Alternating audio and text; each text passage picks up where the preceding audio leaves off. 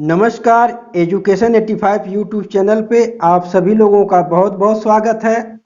आज हम लोग अध्ययन करने वाले हैं हिंदी के एक दमदार चैप्टर विशेषण और विशेष।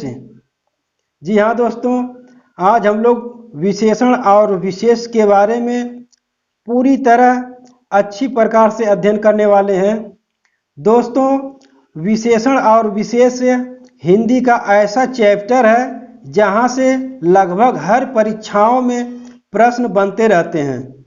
आज हम लोग ऐसे ट्रिक तथा नियम के माध्यम से अध्ययन करेंगे जिससे आप विशेषण तथा विशेष कभी भूल नहीं पाएंगे। यह वीडियो विशेषण और विशेष का दूसरा पार्ट है। पहले पार्ट में हमने विशेषण और विशेष को भली भांति अच्छी प्रकार से ट्रिक तथा नियम के साथ समझा है। अगर उस वीडियो को आप नहीं देखे हैं तो उस वीडियो को पहले देख करके तब इस वीडियो को देखिए, आपको अच्छी प्रकार से समझ में आएगा।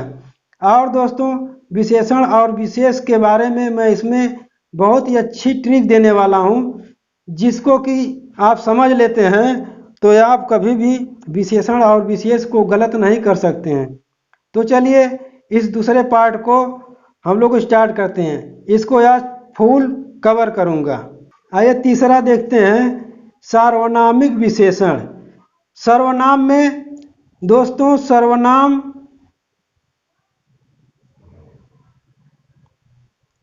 प्लस इक प्रत्यय लगकर सर्वनामिक हुआ है। इस सर्वनामिक में सर्वनाम प्लस इक प्रत्यय लग करके तथा विशेषण यानी कि सर्वनामिक विशेषण हो जाता है। तो सर्वनाम से बना विशेषण, इसको हम लोग कह सकते हैं कि सर्वनाम से बना विशेषण, या फिर वह विशेषण जो सर्वनाम से बनता है तथा संज्ञा से पहले लगकर, संज्ञा से यानी संज्ञा है तो इसके पहले यह लगा सर्वनाम, यानी कि संज्ञा से पहले लगकर विशेषण का कार्य करता है तो उसे सार्वनामिक विशेषण कहते हैं। वे विशेषण जो सर्वनाम के रूप में संज्ञा से पूर्व आकर संज्ञा की विशेषता बताए उसे सार्वनामिक विशेषण कहते हैं। जैसे में देखिए, वह लड़का मेरा मित्र है। यहाँ पे वह क्या है? वह जो है सर्वनाम है तथा लड़का यह संज्ञा है। तो संज्ञा के पहले लगा हुआ है सर्वनाम, यानी कि जब कोई विशेषण संज्ञा से पहले आए और संज्ञा की विशेषता भी बताए उसे कहते हैं सार्वनामिक विशेषण। इसमें वह क्या है? सर्वनामिक विशेषण है, क्योंकि यह सर्वनाम है और विशेषण का भी कार्य कर रहा है, तो इसलिए यह सर्वनामिक विशेषण हुआ। दूसरा देखिए, यह किताब सरला की है।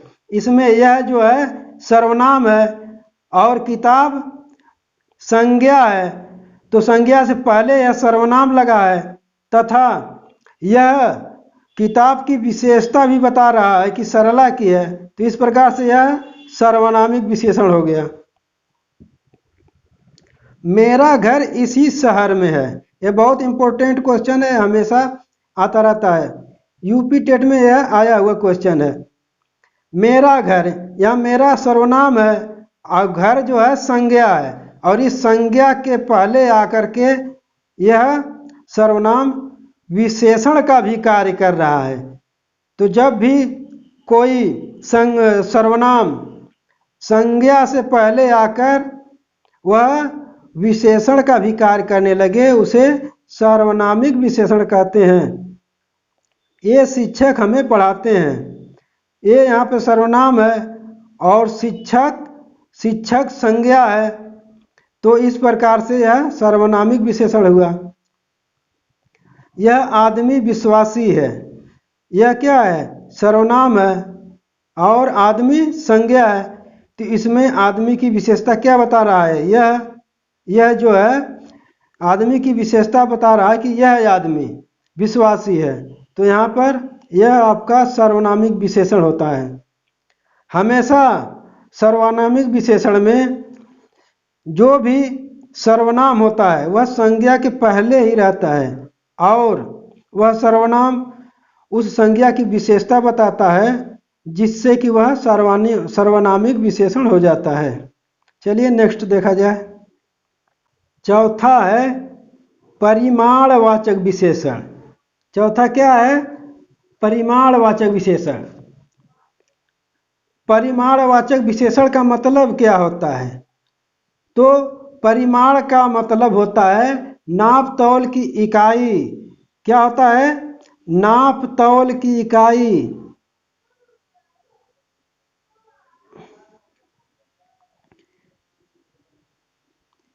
नाप तौल की इकाई। परिमाण का मतलब नाप तौल की इकाई, और वाचक का मतलब होता है बोध कराने वाला, और विशेषण का मतलब होता है विशेषण।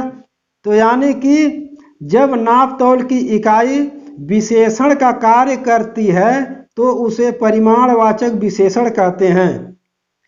फिर एक बार सुन लीजिए, जब नाप तौल की इकाई विशेषण का कार्य करती है तो उसे परिमाणवाचक विशेषण कहते हैं। और उदाहरण देखिए इसमें, वे विशेषण जिनसे किसी वस्तु के परिमाण या माप तौल का बोध होता है उसे परिमाणवाचक विशेषण कहते हैं। जैसे में देखिए, थोड़ा दूध, कुछ कलम, 5 मीटर कपड़ा, 2 लीटर तेल आदि।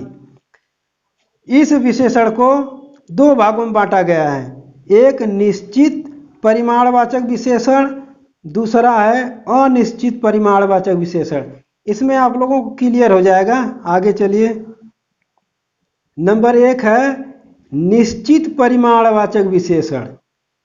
जिस विशेषण से किसी संख्या के निश्चित माप तौल का बोध हो उसे निश्चित परिमाणवाचक विशेषण कहते हैं। जैसे राम बाजार से 4 किलो आटा लाया। इसमें राम बाजार से 4 किलो आटा लाया, यानी कि उसमें कुछ कम नहीं है, जितना भी है वह 4 किलो ही है। 1 2 3 4 मतलब कि 4 किलो, उसमें कुछ कम नहीं है। न आधा पौवा ज़्यादा है, न आधा पाव कम है, न आधा किलो कम है, न आधा किलो ज़्यादा, यानी कि जितना भी है वह 4 किलो ही है। अब दूसरा देखिए, दाल में 10 ग्राम देसी घी डालकर पीना चाहिए। 10 ग्राम क्या है? यह निश्चित परिमाणवाचक विशेषण है। क्यों? क्योंकि यह निश्चित इसका परिमाण है कि यह 10 ही ग्राम है। ठीक है। बाजार जा रहे हो, 1 तोला हींग लेते आना, यानी 1 तोला इसमें क्या है? तो यह निश्चित परिमाणवाचक विशेषण है, क्योंकि यह 1 तोला है, ये पौने तोला नहीं है, न आधा तोला है, यानी कि 1 ही तोला है। 1 तोला है, यानी कि यह निश्चित परिमाणवाचक विशेषण है। ऊपर के वाक्य में 4 किलो, 10 ग्राम, 1 तोला एक निश्चित माप तौल का बोध कराते हैं, यानी कि वह एक निश्चित माप तौल का बोध कराते हैं, इसलिए वह निश्चित परिमाणवाचक विशेषण हैं। अन्य उदाहरण देखिए, जैसे 1 किलो चीनी, 5 किलो सेब, 20 ग्राम जीरा, 3 लीटर दूध, यानी कि जितने भी हैं यह पूर्ण अंक हैं। यानी 20 ग्राम जीरा है तो 20 ही ग्राम है, उसमें कोई कुछ कम नहीं है। 5 किलो सेब है तो 5 किलो ही सेब है, उसमें आधा किलो या पाव भर कम नहीं है, नहीं ज़्यादा हैं। तो इसलिए क्या हुआ? यह निश्चित परिमाणवाचक विशेषण हो गए। चलिए दूसरा देखते हैं। यह अनिश्चित परिमाणवाचक विशेषण। जिस विशेषण से किसी संख्या का कोई निश्चित परिमाण ज्ञात ना हो उसे अनिश्चित परिमाणवाचक विशेषण कहते हैं। जैसे में देखिए, खेत के कुछ अनाज चिड़ियों ने खा लिए। यहाँ पर कुछ अनाज है, यानी कि वह न 1 किलो है, न आधा किलो है, न 4 किलो है, मतलब कुछ अनाज। कुछ अनाज में कितना होगा? कुछ भी हो सकता है, कितना हो सकता है, मतलब उसका पता नहीं है कि वह किलो में कितना है, यानी कि कुछ अनाज है। तो जब कुछ अनाज होगा तो यह निश्चित नहीं है कि यह कितना अनाज है। जब निश्चित नहीं रहेगा तो यह अनिश्चित परिमाणवाचक विशेषण हो जाएगा। अगला देखिए, बाजार जा रहे हो, थोड़ा चीनी लेते आना। इसमें थोड़ा चीनी है, थोड़ा चीनी में न 1 किलो होगा न 2 किलो होगा, यानी थोड़ा चीनी है।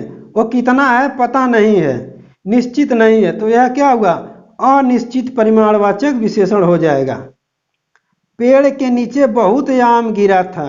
अरे बहुत आम गिरा था, कितना गिरा था, 1 कुंटल 2 कुंटल 4 किलो, कितना गिरा था, मतलब पता नहीं है। बहुत, मगर बहुत आम था, मगर वह किलो में नहीं था, यानी कि जब उसको कोई नापेगा जोखेगा तब न किलो में आएगा। मतलब कि वहाँ पर वह गिरा था, यानी कि बहुत आम गिरा था। बहुत आम का मतलब है कि वह नापा नहीं गया है, यानी कितना भी हो सकता है, यानी निश्चित नहीं है कि वह कितने किलो में है। तो यह क्या होगा, अनिश्चित परिमाणवाचक विशेषण होगा। मैं बार बार इसलिए कह रहा हूं ताकि आप लोगों को यह क्लियर हो जाए। चलिए इसको हम लोग देखते हैं नोट में। ऊपर के वाक्य में कुछ अनाज, थोड़ा चीनी, बहुत आम एक अनिश्चित मापतोल का बोध कराते हैं।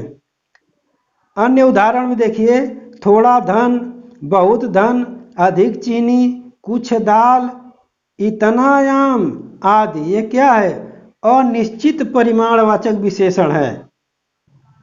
आइए देखते हैं प्रविशेषण। प्रविशेषण, प्रविशेषण यानी कि कोई दूसरा विशेषण। क्या, कोई दूसरा विशेषण। इसमें विशेषण में उपसर्ग लगा हुआ है। विशेषण में कौन सा उपसर्ग है, विशेषण में प्र उपसर्ग है प्लस विशेषण, तो यह हो गया प्रविशेषण। इसमें प्र का मतलब होगा पहले, प्र का मतलब होगा पहले, और विशेषण का मतलब होगा विशेषण के, यानी कि जो शब्द विशेषण के पहले आए उसे प्रविशेषण कहते हैं।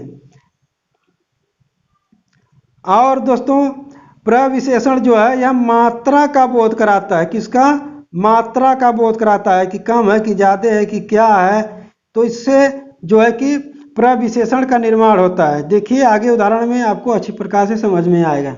इसकी परिभाषा देखिए प्रविशेषण का, वह शब्द जो किसी विशेषण की भी विशेषता बताए उसे प्रविशेषण कहते हैं। अर्थात विशेषण का भी विशेषण हो उसे प्रविशेषण कहते हैं। या वे शब्द जो विशेषण से पहले आते हैं तथा विशेषण की मात्रा का बोध कराते हैं और विशेषण की विशेषता बन जाते हैं, उन्हें प्रविशेषण कहते हैं। प्रविशेषण को अंतर्विशेषण भी कहते हैं। प्रविशेषण को क्या कहते हैं, अंतर्विशेषण भी कहते हैं।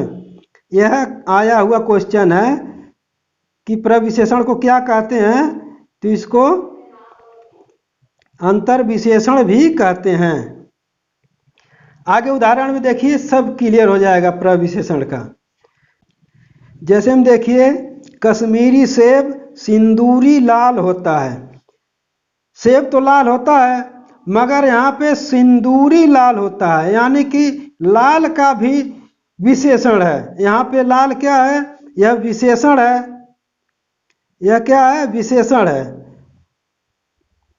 मगर इस विशेषण की भी विशेषता बता रहा है। इस विशेषण की विशेषता कौन बता रहा है, यह सिंदूरी बता रहा है कि वह तो लाल तो है मगर कैसा लाल है, सिंदूरी लाल है। तो यह सिंदूरी शब्द जो हो गया यह क्या हो गया, यह प्रविशेषण हो गया। यह आपका यह प्रविशेषण हो गया। रमेश बहुत तेज विद्यार्थी है। रमेश तेज विद्यार्थी है मगर कितना, बहुत है, बहुत तेज विद्यार्थी है। तो तेज यहाँ पर तो विशेषण है, ऑलरेडी पहले से विशेषण है, मगर इस विशेषण का भी विशेषण है एक, जिसको कि हम कहेंगे बहुत, आने की तेज तो है मगर वह बहुत तेज है। तो रमेश बहुत तेज है, तो यहाँ पर बहुत क्या हो गया, यह हो गया आपका प्रविशेषण हो गया। यह प्रविशेषण हो गया। प्रविशेषण हो गया। अगला देखिए, रचना अत्यंत सुंदर लड़की है। तो रचना सुंदर लड़की है, मगर कितना सुंदर लड़की है? अत्यंत। अत्यंत का मतलब कि बहुत अधिक, यानी कि रचना अत्यंत सुंदर लड़की है। तो यहाँ अत्यंत हो गया, तो ये अत्यंत जो है यह सुंदर विशेषण की भी विशेषता बता रहा है अत्यंत। तो यहाँ पर अत्यंत जो होगा यह प्रविशेषण हो जाएगा। अगला देखते हैं, वह बहुत तेज दौड़ता है। वह तेज तो दौड़ता है, मगर बहुत तेज दौड़ता है। तो यह तेज विशेषण है आपका, मगर इसका भी विशेषण है कौन? बहुत। बहुत क्या हुआ? यह तेज का भी विशेषण है बहुत। तो यहाँ पर बहुत जो हो गया यह प्रविशेषण हो जाएगा। तो इस प्रकार से प्रविशेषण को आप लोग अच्छी प्रकार से समझें। भाई इसको आप लोग थोड़ा लाइक करिए और दोस्तों में शेयर भी करिए, क्योंकि इतना अच्छा टॉपिक चल रहा है। और यह यारो तथा यूपी टेट, सी टेट हर जगह आने वाला क्वेश्चन है। यहाँ से बहुत ही क्वेश्चन बनते हैं। सभी विशेषण को हमने कवर किया, मगर इसमें दो और विशेषण आ जाते हैं। कौन? एक विशेष विशेषण आ जाता है और एक होता है विधेय विशेषण। विधेय विशेषण, विशेष विशेषण, विशेष के पहले आने वाले विशेषण को विशेष यानी संज्ञा शब्द जो विशेष का कार्य करता है उसके पहले आने वाले विशेषण को विशेष विशेषण कहते हैं। जैसे यहाँ देखिए, काला घोड़ा दौड़ रहा है। तो इसमें काला जो है यह क्या है? विशेषण है, और घोड़ा जो है विशेष है। तो यह विशेष है और विशेष के पहले आया है काला। तो यह विशेष के पहले आने वाले विशेषण को हम लोग क्या कहते हैं? विशेष विशेषण कहते हैं। दूसरा उदाहरण देखते हैं कि मनीष चंचल लड़का है। मनीष कैसा लड़का है? चंचल लड़का है। तो यहाँ पर मनीष एक संज्ञा हो गई, तथा लड़का ये दूसरी संज्ञा हो गई, यह दूसरी संज्ञा हो गई। तो इसमें कौन विशेषण है, मतलब कि कौन विशेष है, ये पता नहीं चल रहा है। मनीष विशेष है कि लड़का विशेष है? तो इसको याद रखने के लिए दोस्तों इसको आप पढ़िए कि मनीष चंचल या चंचल लड़का, मनीष चंचल या चंचल लड़का। तो आपको सटीक मिलेगा कि चंचल लड़का। तो यहाँ पे लड़का जो है विशेष हो जाएगा और चंचल विशेषण हो जाएगा। तो इसमें बताया गया है कि विशेष विशेषण, यानी कि इसमें विशेष के पहले आने वाले विशेषण को विशेष विशेषण कहते हैं। तो यहाँ पर यह विशेष है, इसके पहले यह विशेषण आया है, तो यह हो गया विशेष विशेषण। इसमें दोस्तों मैं आपको एक ट्रिक भी देने वाला हूँ कि कहीं पर भी आप जैसा चाहे जैसी लगा करके आप विशेषण को जान सकते हैं। जैसे आप कह सकते हैं कि मनीष कैसा लड़का है, तो यहाँ पर आएगा कि चंचल लड़का है।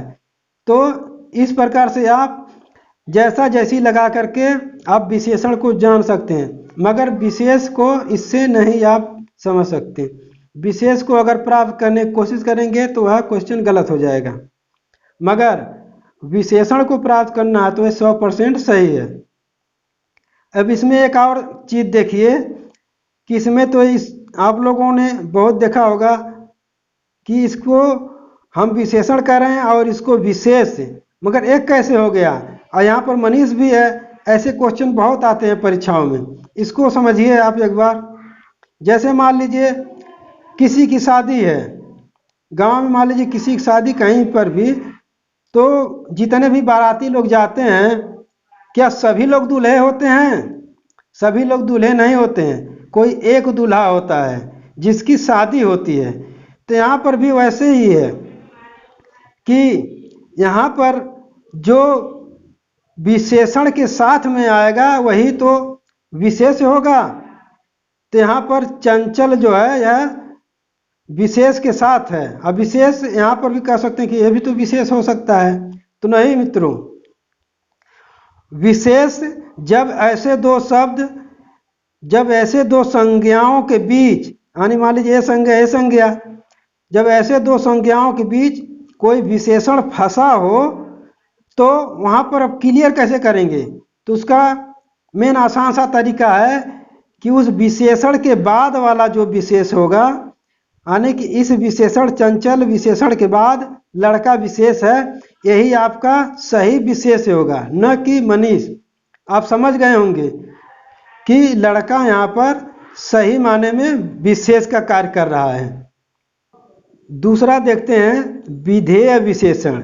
इसकी परिभाषा को देखें। विशेष के बाद और क्रिया के पहले आने वाले विशेषण को विधेय विशेषण कहते हैं। जैसे यहाँ देखिए, मेरा कुत्ता काला है, तो यहाँ पर कुत्ता क्या है? यह विशेष है।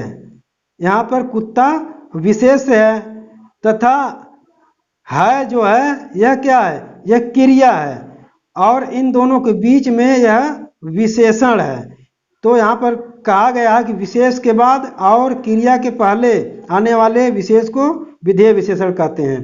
तो इस प्रकार से काला शब्द जो है यह विधेय विशेषण है। आइए दूसरा उदाहरण देखते हैं कि मेरी स्कूटर नई है, तो यहाँ स्कूटर क्या है? संज्ञा है, और यह संज्ञा विशेष का कार्य कर रही है। यह संज्ञा जो है विशेष का कार्य कर रही है, तथा इधर है और यह क्रिया है, और बीच में नई जो है यह क्या है? विशेषण है। जब यह बीच में विशेषण है तो यह क्या हो गया? विधेय विशेषण हो गया। तो स्थान के आधार पर इसको आप लोग समझ लिए। आइए यहाँ पर कुछ उदाहरण देखते हैं। निम्नलिखित वाक्य में विशेष से बताइए। जैसे कि राम सुंदर बालक है, इसमें विशेष कौन है? राम है कि बालक है? राम, ऐसे प्रश्न दोस्तों परीक्षाओं में बहुत आते हैं, जो कि बहुत ही लोग गलत करते हैं, क्योंकि इसमें समझ में नहीं आता है कि राम विशेष है कि बालक विशेष है। तो हमने पहले आपको बहुत ही बार समझाए हैं कि इसमें विशेष किस प्रकार से आप क्लियर करेंगे। तो जब ऐसे दो संज्ञाओं के बीच, हमने बताया पहले, ऐसे जो संज्ञाओं के बीच जो विशेष का कार्य कर रहे हैं, संज्ञाएं जो विशेष का कार्य कर रही हैं, और बीच में सुंदर फंसा हो, तो वहाँ पर इस सुंदर के बाद वाला विशेष जो होगा, यानी कि बालक, यही आपका क्या होगा? सुंदर के बाद वाला संज्ञा जो होगी वही क्या होगी? विशेष से होगी। तो इसमें आप देख लीजिए, इसमें पढ़कर भी देख सकते हैं कि राम सुंदर या सुंदर बालक, तो आपको यही लगेगा कि सुंदर बालक सबसे ज़्यादा सटीक बैठ रहा है। इसमें बालक क्या हो जाएगा? विशेष हो जाएगा। नेक्स्ट, निम्नलिखित वाक्य में कितने विशेषण हैं? यहाँ पर है कि निम्नलिखित वाक्य में कितने विशेषण हैं। तो आइए देखते हैं। समुद्री सर्प का जहर घातक किंतु मूल्यवान होता है। समुद्री सर्प का जहर घातक किंतु मूल्यवान होता है। इसमें पहचानने से पहले आप यह समझ लीजिए कि वाक्य में जितने भी संज्ञा सर्वनाम हो उनको आप पहले अंडरलाइन कर लीजिए। तो आप इसमें देखिए, सर्प जो है यह संज्ञा है, और इसमें एक क्या है? जहर। जहर भी क्या है? संज्ञा है। अब यहाँ पर समुद्री सर्प, यानी कि सर्प की विशेषता कौन बता रहा है? समुद्री बता रहा है। तो यह क्या हो गया? यह विशेषण हो गया। समुद्री क्या हो गया? विशेषण हो गया। और सर्प तो संज्ञा है, तो जब सर्प की विशेषता समुद्री है तो समुद्री विशेषण हो गया, तो सर्प क्या हो जाएगा? विशेष हो जाएगा। सर्प क्या हो जाएगा? विशेष हो जाएगा। का जहर घातक, का जहर घातक, तो जहर का विशेषता है कि घातक है, यह भी विशेषण हो जाएगा। यह भी क्या हो जाएगा? विशेषण हो जाएगा, तथा जहर विशेष हो जाएगा। किंतु मूल्यवान होता है, एक और इसकी विशेषता है कि मूल्यवान है। तो ये विशेषता इसकी है, तो ये भी क्या हो जाएगी, विशेषण हो जाएगा, ये भी विशेषण हो जाएगा। तो यहाँ पर आप देख सकते हैं कि दो विशेष और तीन विशेषण हैं, दो विशेष और तीन विशेषण हैं। तो दोस्तों ये वीडियो आपको कैसी लगी? अगर अच्छी लगी हो तो इस चैनल को सब्सक्राइब अवश्य करें, क्योंकि ऐसे ही मैं अच्छे अच्छे वीडियो लाता रहता हूँ। अगर इसको सब्सक्राइब नहीं करेंगे तो यह वीडियो, अगली वीडियो आपको प्राप्त नहीं हो सकती, क्योंकि सब्सक्राइब करके बेल आइकन की घंटी को ऑल पर टिक करने पर ही नोटिफिकेशन जाता है। तो मित्रों, इसी प्रकार से पढ़ते रहिए और सफलता हासिल करते रहिए। फिर मिलते हैं नेक्स्ट क्लास में, तब तक के लिए नमस्कार।